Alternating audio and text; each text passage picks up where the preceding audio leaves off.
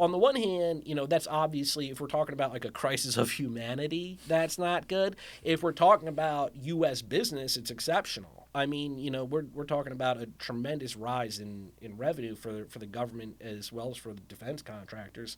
And the United States accounts for 45% of global arms sales. That's up from 30% a decade ago. And it's more by far and away than any other country in the world. So we are, without question, the world's top arms supplier. And you're talking about globally a market that was over $2 trillion is how much was spent on defense last year, which is, again, is also a record high. That's the entire global defense budget right now. Everybody's spending in total about $200 trillion on defense.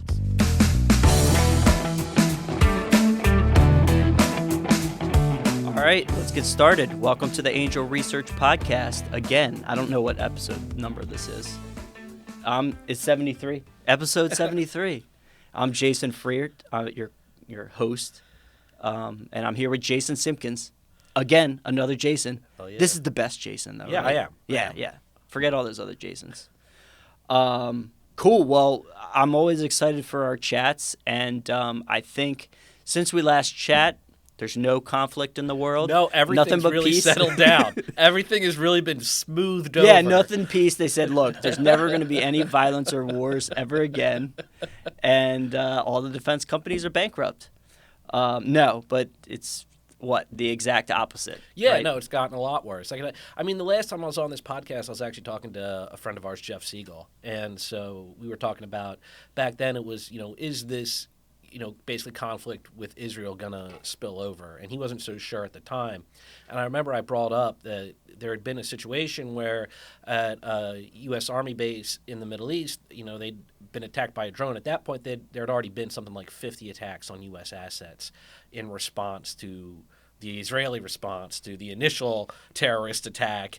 And, so they had flown this drone into a barracks and it was laden with explosives, but they didn't go off, mercifully. And so, but I remember being like, imagine if it had, and we're sitting here talking about 5 to 10 dead U.S. service members who got killed in this terrorist attack.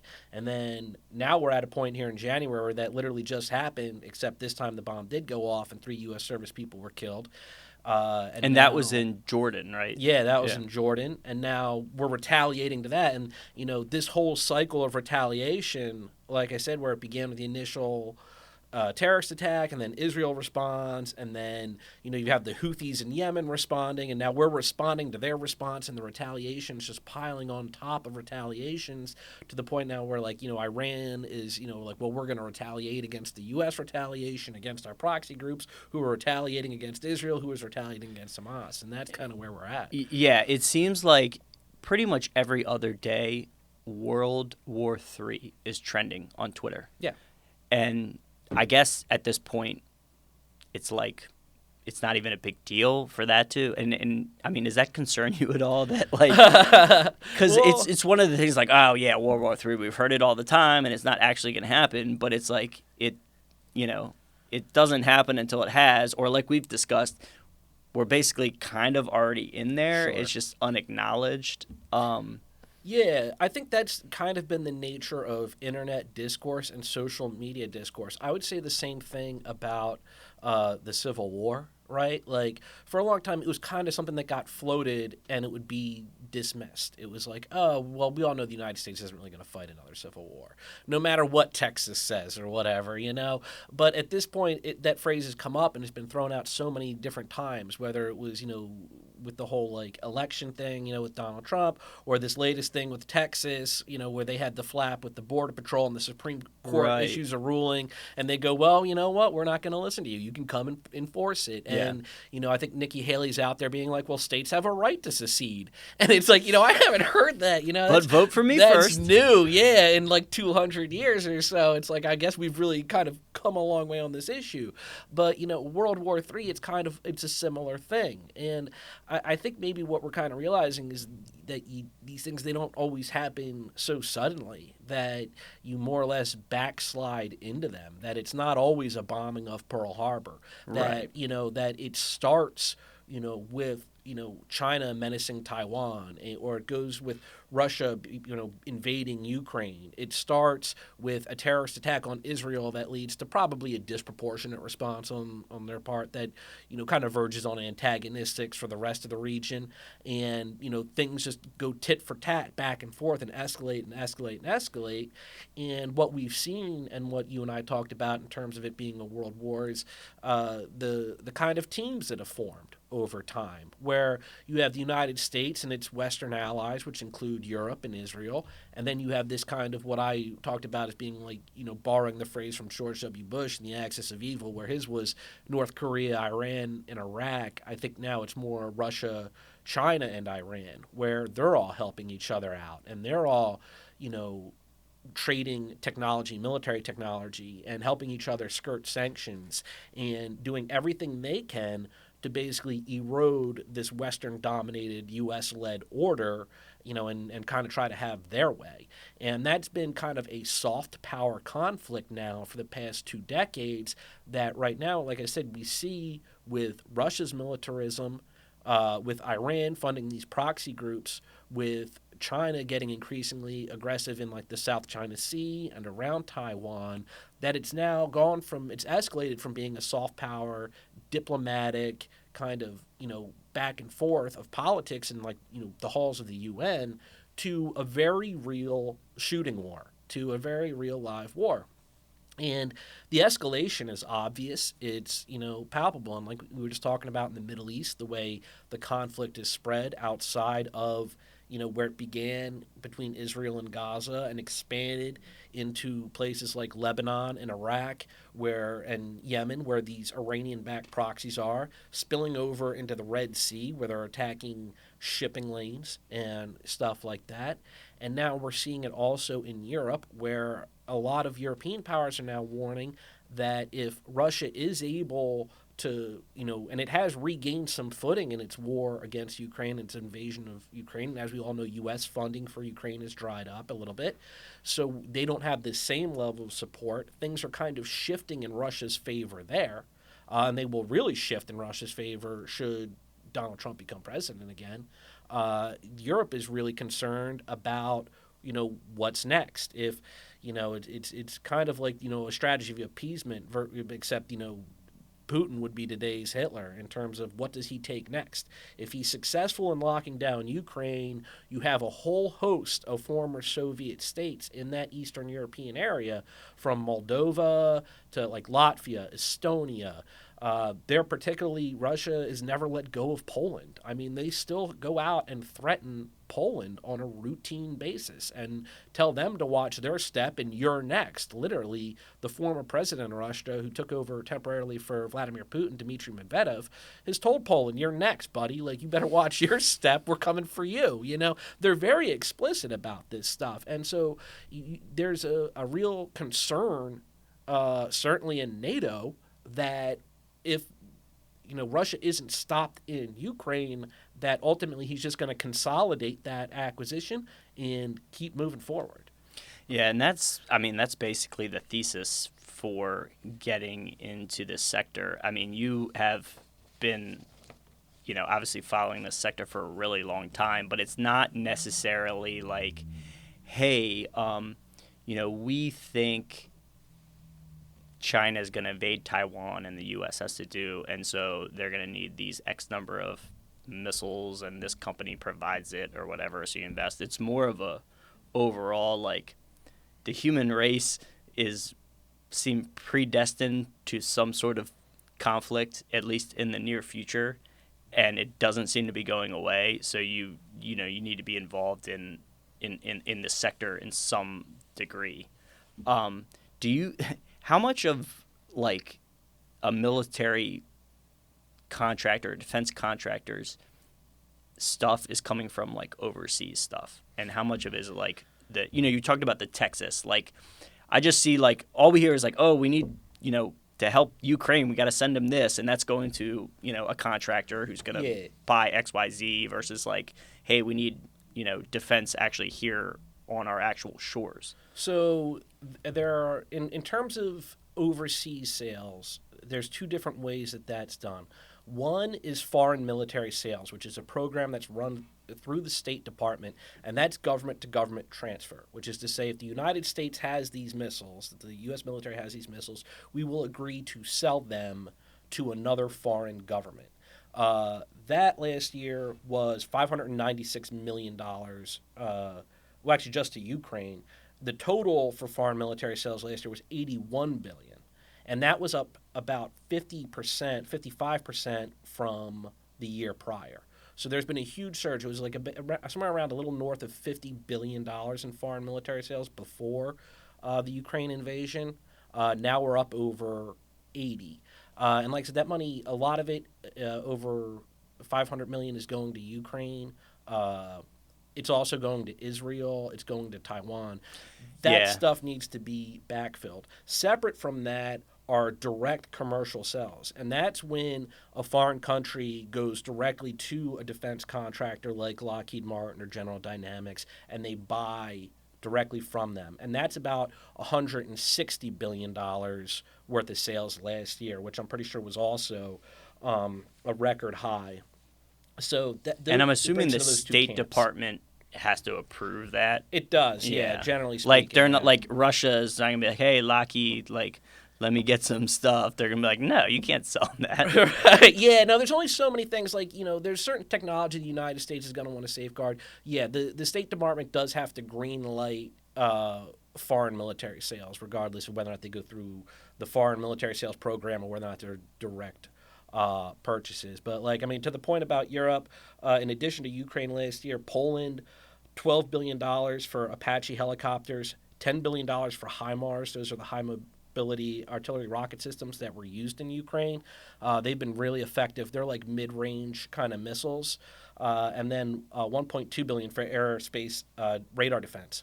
So that's Poland. Israel, just this year already, in this fiscal year, $150 million worth of 155 millimeter artillery shells, $107 million of anti-tank cartridges, and all that stuff, like that adds up. And on the one hand, that's obviously, if we're talking about like a crisis of humanity, that's not good. If we're talking about U.S. business, it's exceptional. I mean, we're talking about a tremendous rise in revenue for the government as well as for the defense contractors. And the United States accounts for 45% of global arms sales. That's up from 30% a decade ago. And it's more by far and away than any other country in the world. So we are, without question, the world's top arms supplier. And you're talking about globally a market that was over $2 trillion is how much was spent on defense last year, which is, again, is also a record high. That's the entire global defense budget right now. Everybody's spending in total about $200 trillion on defense.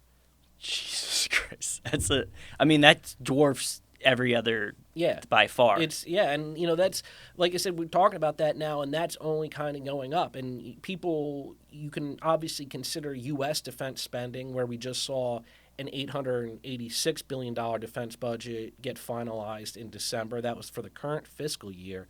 It's going to go up slightly. It'll be capped at probably about a 1% increase because the debt ceiling debate of last summer ensured that. It capped federal spending at certain levels, so it's not going to rise quite as quickly.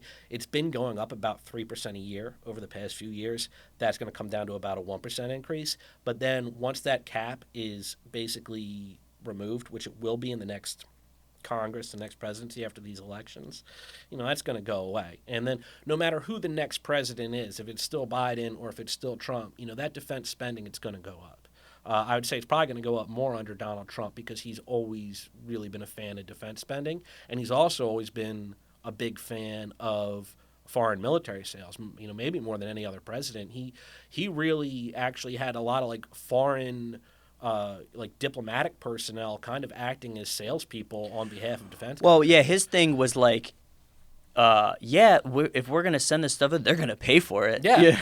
I mean, to his credit, that was a big initiative on his part. He was very comfortable, dealing arms, and that's, like I said, that's not incongruent with the United States as a whole and government policy as a whole. I think what he did was kind of cut a lot of the bureaucracy. And maybe he probably had a few less qualms. I mean, he was a little bit more open to dealing with places like Saudi Arabia, Whereas, like, I think past administrations would maybe want to see some concessions out of certain partners regarding one thing or another. I think idealistically, you might say humanitarian rights. More cynically, probably favorable oil prices. That kind of backdoor negotiation, that kind of stuff goes on, the kind of quid pro quo of like, yeah, we'll sell you $10 billion worth of arms, but hey, gas prices are pretty high and I'm trying to get reelected. Right. All that kind of stuff plays into it.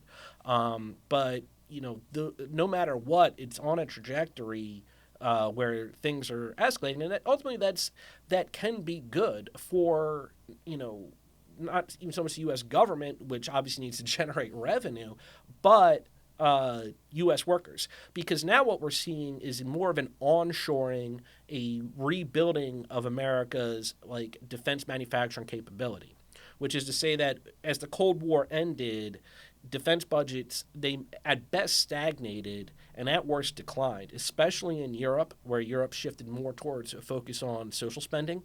They cut a lot of defense. They didn't perceive the Soviet Union as being such a threat for obvious reasons. Similarly, in the United States, there were a few spikes around, the Gulf War, the first Gulf War, and then the second one. But ultimately, they didn't really move so well, and there wasn't as much of a long-term commitment to buying weapons and ammunition and weapons platforms. So a lot of the manufacturing base shrunk. The defense contractors said, we can't count on you guys ordering this into the future, so we're going to have to discontinue production. Like a good example of that be of Stinger missiles. We stopped making them. And then all of a sudden, Ukraine gets invaded. We start sending them over there. They can't get enough of them. And we go, well, they're out of production. We haven't been producing Stingers in a decade. And so now we've got to restart that up again. They had to go and bring people out of retirement. Yeah, it's not like they're offshoring those to China. No, they just stopped. That's all U.S., all of the national security thing keeps that, look, if you're doing this, it's got to be in the U.S., it's got to be U.S. jobs, it's got to be security clearances to work on these things and all that kind of thing. Right. So it becomes expensive. And so we have these right now. There's a huge ammunition shortage. There's a shortage of the 155 millimeter artillery. Well, if they stop shooting at people, I think they could save some. I think they could save some ammunition, but I don't know if that's going to happen. Well, when your country's being invaded, you're going to want to keep shooting. I mean, the alternative isn't great for Ukraine. But again, I was talking about a lot about RTX, formerly Raytheon, recently. They're building a new plant, a $33 million production facility in Arkansas. They're going to make Tamir and Skyhunter missiles. The Tamir missiles are the ones that go in Israel's Iron Dome. That's obviously been incredibly busy. Yeah. And then they also manufacture Tomahawk missiles and Stormbreaker missiles. They got a $345 million for Stormbreaker missiles, Sea Sparrow missiles for the Japanese and Chilean navies. A lot of these are ocean-to-land missiles or ocean-to-surface missiles. So they're going to be important right now when we're looking at a situation where we do have rebels in Yemen firing at ships from the sea. These are the missiles that get fired back at them, basically, or the interceptors that are used to pick off these drones that are being flown at these vessels in the Red Sea. It's crazy. The drone attacks, I think they're not very expensive for the person doing the attack, right? They're using DJI drones, exactly. Right? They're not using these $5 million drones. They're just trying to strap and send it in, and if it gets knocked down, they're like, whatever, we'll get another one. You can acquire or build cheap drones and just tack some explosives on it and do a tremendous amount of damage. And again, that's something that Ukraine had a lot of success with early on. So with them, they had 1 week. They took out 64 heavy guns, 27 tanks, 55 trucks, 38 combat vehicles, and 3 pieces of radio equipment, all with drones. It was 205 Russian assets in a single week. One commander of the Ukrainian drone outfit, he said that with just $700,000 worth of equipment, they destroyed more than $80 million of Russian weaponry. So you can scale that up. I mean, if you tens of thousands, hundreds of thousands of dollars on drones can destroy tens of millions of dollars worth of equipment. And we've seen it too where they've been able to basically neutralize Russia's Black Sea fleet. So Russia had to take its Black Sea fleet basically out of Crimea and move it further away from Ukraine because they were getting so many drone attacks that they couldn't sustain it there. They were losing vessels that were sitting at port in Crimea because Ukraine was either flying drones or they were using surface drones, little like basically remote control speedboats. They put a camera on it, pack some explosives on it, and they just send it right into a Russian vessel. Yeah, so how much has warfare changed with all this? Because it definitely seems like, I mean, they, like, Iraq and Afghanistan was this, like, an example. We easily can send a drone and, like, bomb, you know, like, the U.S. military is very good at blowing up shit, right? Sure. And if they need to attack an actual country, but it seemed like this guerrilla-style warfare is, like, you can't necessarily just throw missiles at it. Yeah, so if you're I mean, I guess you can, right? Until everybody is just destroyed. You can and can't. It depends. If you're talking about, it depends on what your objectives are. It depends on, what it is you're trying to achieve. So basically, if we're going to go to war with, say, China or Russia, it's going to take more than drones to get anything of value accomplished, to take out any kind of value target of any meaningful value. And you have seen that a bit in the Ukraine-Russia conflict, where, like I said, you have a shortage of artillery shells because at the end of the day, what these two sides are doing is they've hunkered down. The lines have been drawn. Russia, in particular, just made a huge minefield. They just laid down pretty much for every square mile of of occupied soil, they have probably 2 landmines at least, or not even mile, like square feet. They probably have 2 mines in every square foot of occupied Ukrainian soil. And then they're just firing artillery back and forth at each other. So infantry can't really go anywhere. All of that's being defended against. And then they're just bombing each other with artillery. And then Russia has the added advantage of having an air force, which Ukrainian doesn't, even though they just got F-16. So they're going to start to get some semblance of air power.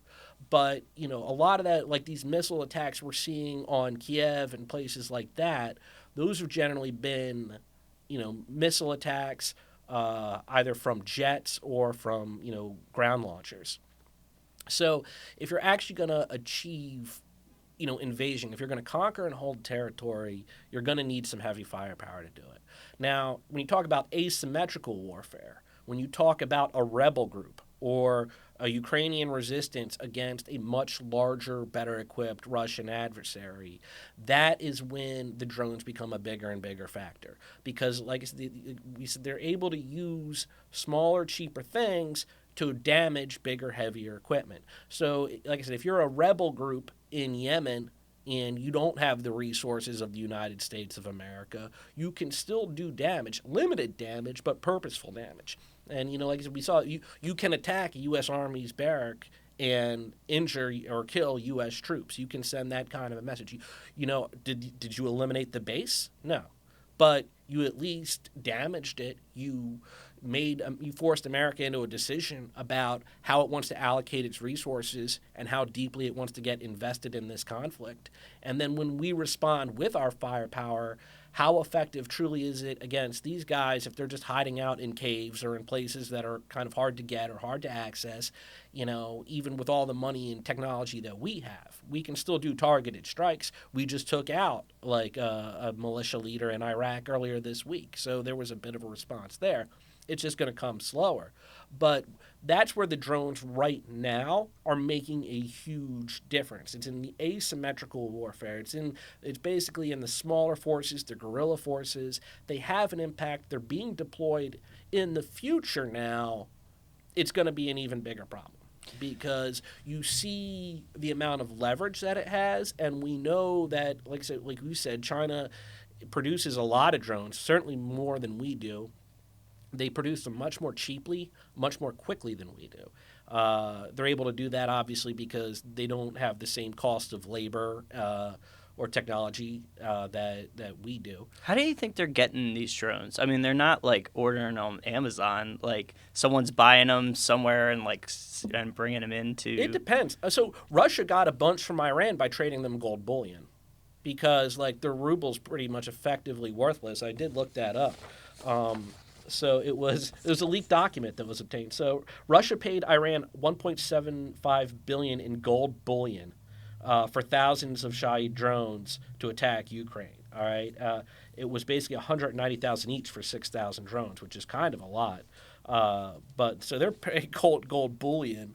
If you're not going to just, like I said, make them yourself, China is very adept at making them because they have, like I said, they have a cheaper labor pool. They have less restrictions. Obviously, there's not necessarily for the better in the case of bureaucracy, but less red tape. I mean, they don't really care if people get hurt or injured or if you have to work 12 hours a day. There's all that kind of stuff going on in China. They have more access to a lot of the materials, the base materials, through their mining industry, which again is not really regulated. So they can acquire stuff more cheaply with less regard for the human toll. They don't really care about that.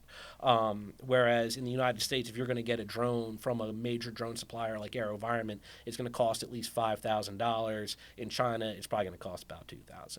So they're able to get an advantage there.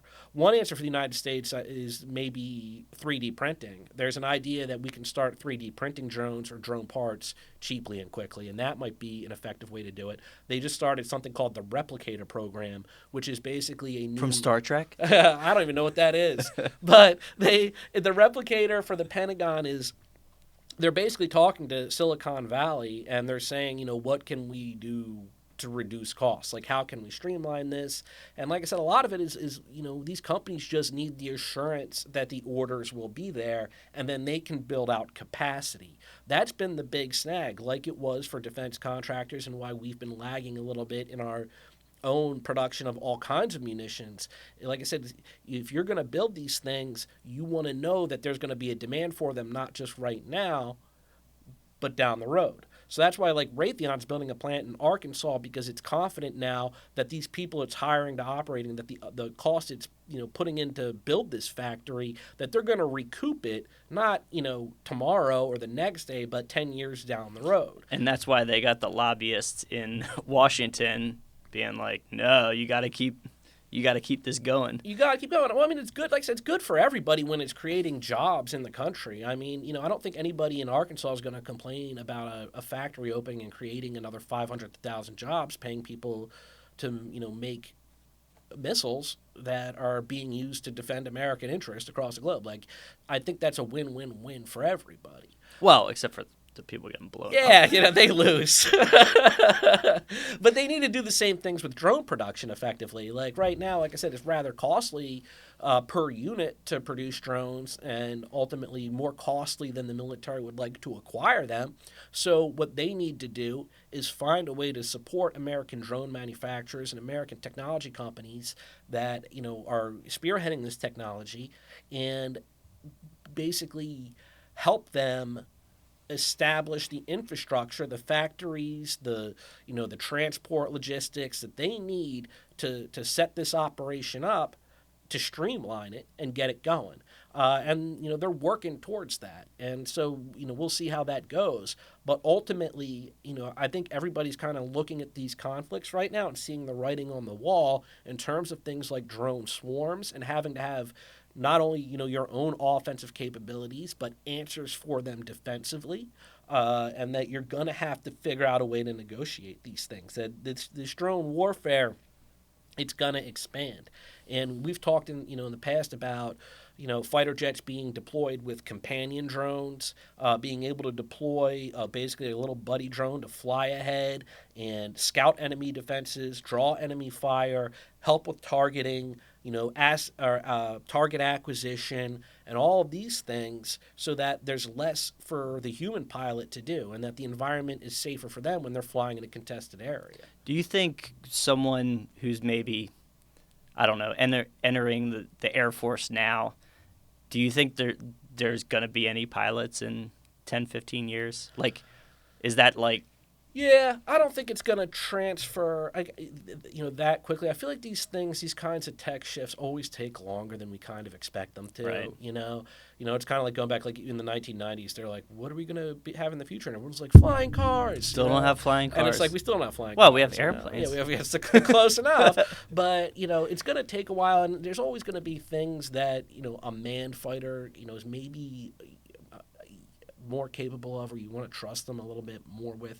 But ultimately, it is going to go to, obviously a pilotless Air Force, I think. I mean, it's probably going to be, 30 to 50 years or whatever before that whole thing really kind of evolves in that situation. But the start right now with companion craft and unmanned companion craft is really the beginning of that shift. And, we're gonna see that. Because like as we've seen, AI pilots are simply capable of doing things that humans cannot. They can fly faster, they can fly longer. Same thing with ships, they have submarine hunting vessels that are fully autonomous because they don't have to come back to shore to drop soldiers off and move people in and out and stock up on provisions to go back out on sea get more food and water or whatever, anything like that. They can just stay out at sea for months on time or just indefinitely and just cruise around the oceans looking for subs and not have to worry about logistic supplies. That's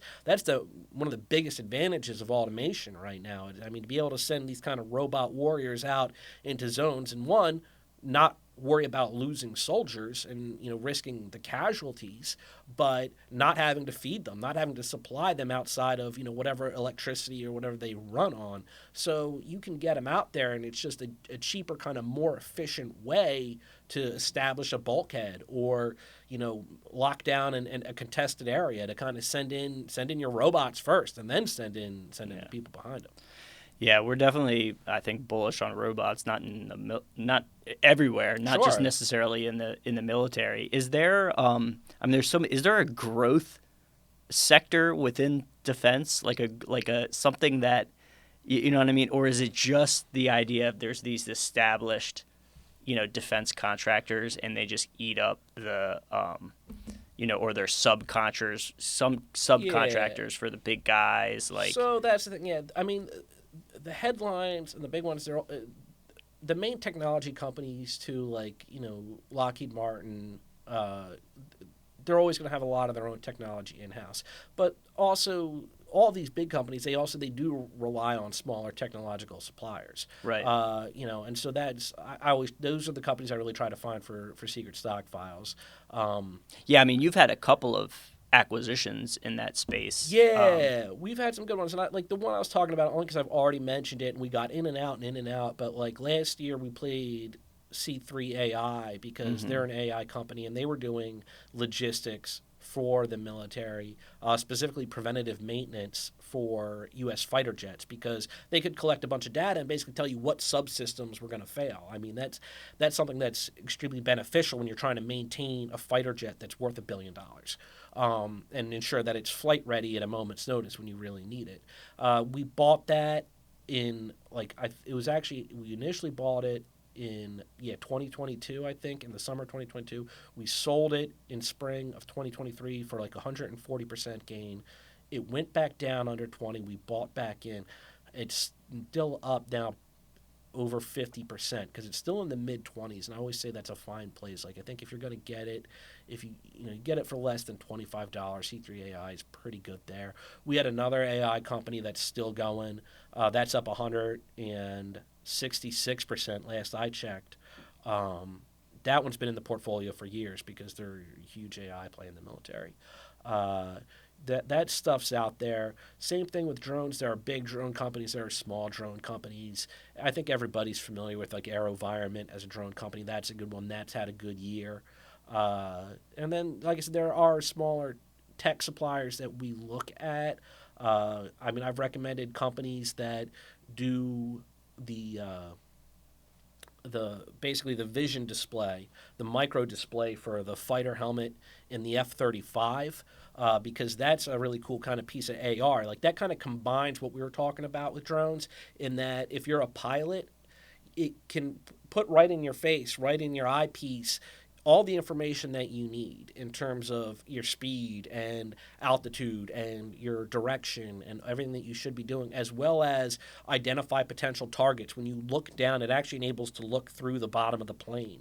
It kind of gives pilots like an X-ray vision. So rather than like just have like a little window to look out of, they can effectively look through their plane and see if there's anything next to them or to the side or under them. And it helps with things like target acquisition, identifying, friend or foe, even that kind of stuff. Just cutting down on friendly foe fire. Or UFO. Yeah, or UFO. Or alien. Yeah, if the eyepiece comes back and just says I don't know what that is, then you got a real problem, But so there are smaller tech suppliers that do a lot of work for some of the bigger giants that they're going to outsource, or they have, a lot of them own patents. So that they're able to kind of monopolize a lot of this kind of more cutting edge technology, and they are able to vend it to larger companies or mid-cap companies. So like usually the smaller and mid-cap tech suppliers are the ones we try to focus on and see at stock files. Yeah, and you briefly mentioned, I think in the Wealth Advisory Top 10 video, about sort of taking advantage. You mentioned you bought C3 AI, kind of ran it up, sold it, and then bought again. Mm-hmm. Is there a particular sort of trading strategy for some of these? Like some of them, I guess, are just buy, hold, you hope for acquisition, growth, and sales. Is there like, the one you mentioned, I think, well, Boeing is a good example, right? They had all these issues and they fall off, and if you're confident that you would buy them, right? Or is it just like, hey, this is undervalued, we're jumping back in, or wait for the next terrorist attack? Yeah, I mean it's certainly kind of case by case. I remember with Boeing that was one of like years and years ago when I was initially putting together a portfolio of defense stocks. They were one of the companies I'd have into it because they're one of the big five. They're one of the traditional ones. They're a huge defense company. But I got burned the first time their plane started crashing. Like their first plane crash, whatever it was like 2018 or whatever. Yeah, it was like the first 737 Max down. Thing. Yeah, where they were like, they just crashed it. Yeah, two of them. Like, and then the second one went down. It was like, okay, well, it can't be with Boeing. And I never got into Boeing after that because I was like, this company can't be trusted anymore, which is insane because Boeing has been such a reliable company for so long. It's got like a 150-year history. It's an incredibly old, traditional, like very trustworthy company. But then it all of a sudden it just fell apart. And now you've seen all the problems it's had this year, and it's just stay the hell away from that.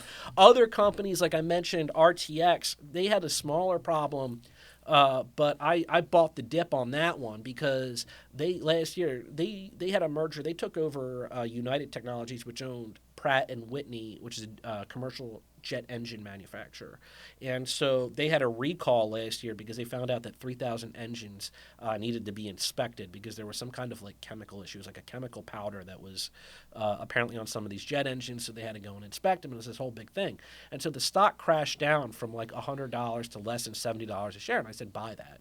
You want to buy that because, you look at Raytheon or RTX, like I said, they make a lot of the most important munitions in the world, whether it's the Tamir missiles for the Iron Dome, the Patriot missile system, some of like the Stinger. They make some of the most used munitions, Tomahawk. So like they make all these missiles. And as I said, the missile demand is so high right now and the production is so low. There's such a shortage right now of ammunition and globally, and there's so much we have to backfill. And, they do a lot of other things too. But it was like, I think they're going to overcome this setback, and they did. So RTX now, it's back over $90. They just had a really nice earnings report in the final year of the closing. I do have it right here. So their sales were up 10% for the fourth quarter and 3% for the year. Their full year adjusted earnings per share were up 6%. So they overcame this setback with this product recall in their Pratt & Whitney division, and now they're back over $90 a share. So they're up like probably more than 25% since October. And I'd say that there's probably another 10% or so left in that run because I think that stock's going to go back up over 100. I think 100 is probably a more fair value for it. So it's probably going to go up from like the low 90s to 100 by at least the end of the year, maybe even higher depending on how things go. Another company right now like that I've talked about is Northrop Grumman because they just had a setback because they're working on the next generation stealth bomber.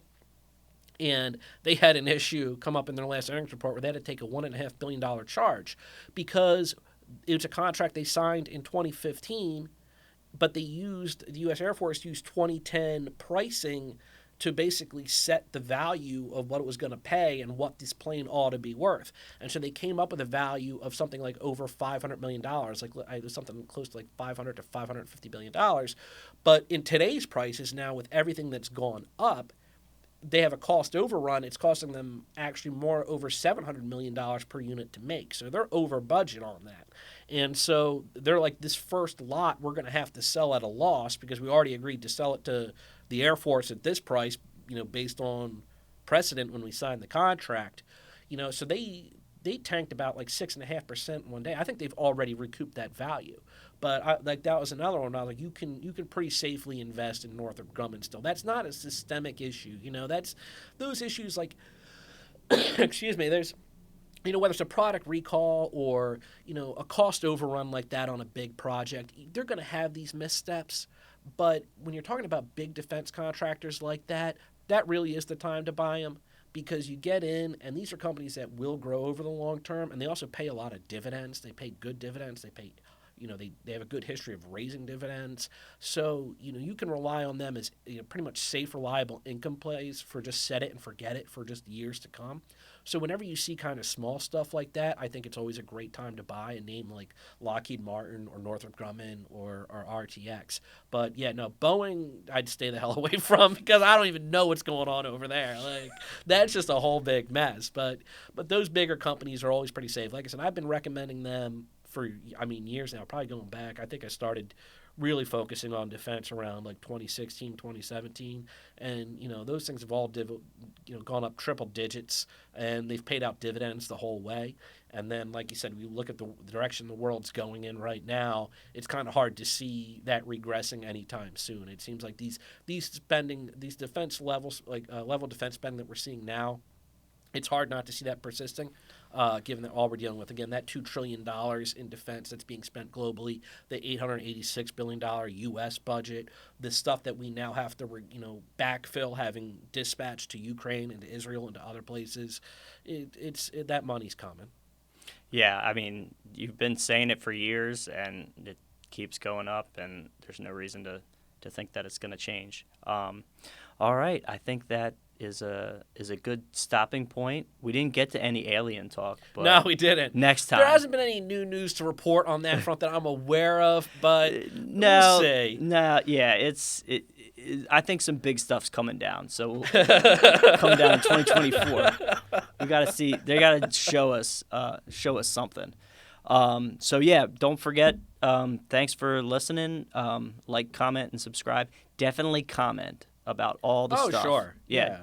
J Money loves the comments. I'm here for it. Even if, even if it's negative. Even if you have a criticism, I'm open to it. I got thick skin. Yeah, dunk on them. You know what? Go ahead. You got something to say? And I'll respond. I don't even care. All right. That's it. Adios.